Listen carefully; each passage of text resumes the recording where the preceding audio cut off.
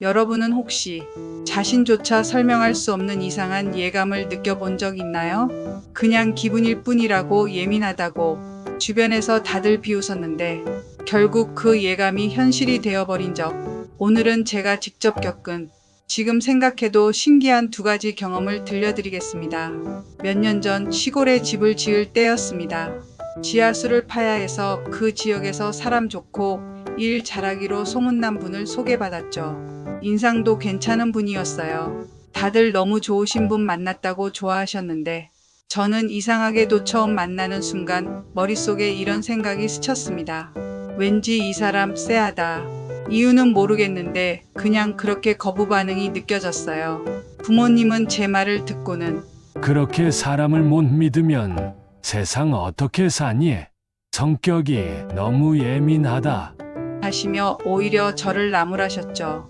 일하는데도 딱히 이상한 점도 없었고 묻는 말도 시원하게 대답해 주시고 하지만 그 이상한 예감이 지워지지 않았어요. 그래서 저는 끝까지 그 사람을 믿지 못했습니다.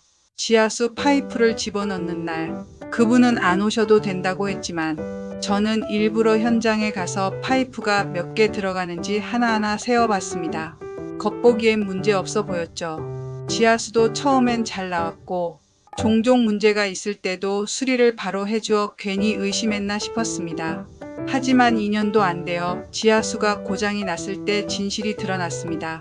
그 사람이 외국에 나가 있어서 다른 기술자를 불렀더니 그동안 최고로 좋은 펌프를 사용했다던 것들이 전부 싸구려였던 겁니다.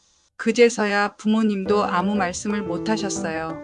그래도 네가 그때 파이프 개수라도 세어봤으니 지하수를 깊게 판 것은 확인할 수 있어 다행이라 하셨죠. 사람의 첫인상에서 느껴지는 이상한 기운은 때때로 무시하면 안 된다는 것을 알게 되었습니다. 두 번째 이야기는 인테리어 공사 때였습니다. 원하지도 않았는데 업체가 무겁고 큰 유리등을 거실에 달아놨습니다. 아는 분의 추천이라 그냥 믿고 돈을 지불했죠. 그런데 이상했습니다. 거실에 누워 있으면 그 등이 꼭 떨어질 것 같은 불안감이 드는 겁니다. 특히 여름엔 아이들과 거실에서 같이 잤는데 저는 아이들을 절대 거실 등 아래에서 재우지 않았어요. 혹시라도 떨어지면 하는 생각 때문이었죠. 주변 사람들은 모두 비웃었습니다. 살다 살다 거실등 떨어진다는 말은 처음 듣는다. 너무 예민해서 문제다. 회사에서도 그 얘기를 하면 다들 웃기만 했습니다. 하지만 6개월 뒤 회사에서 회의 중이던 제게 여동생이 전화를 걸어왔습니다. 야, 진짜 네 말대로 됐어. 거실등 떨어졌어. 그 말을 듣는 순간 온몸이 얼어붙었습니다. 그리고 전기 기술자를 불러 확인해 보니 그 무거운 등을 단단한 강목에 고정하지 않아 지금까지 버틴 게 신기할 정도였다고 하더군요. 나는 그냥 왠지 모를 불안감에 피했을 뿐이고 실제로 떨어질 것이라고는 생각도 못했는데 아무도 안 다쳐서 다행이다 싶었어요.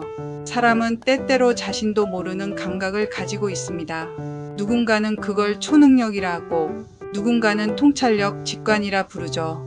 하지만 이름이 뭐든 분명한 건 하나입니다. 그 감각은 우리가 스스로를 지키기 위해 가진 본능이라는 것. 그리고 그 목소리를 무시하지 않을 때 우린 위험에서 벗어나고 후회하지 않게 됩니다. 가끔은 이유를 설명할 수 없더라도 마음이 말하는 신호를 믿어야 할 때가 있습니다. 오늘의 이야기가 공감되셨다면 예민함이라는 단어의 의미를 다시 한번 생각해 보세요. 그건 약점이 아니라 당신 안에 보이지 않는 감각일지도 모릅니다.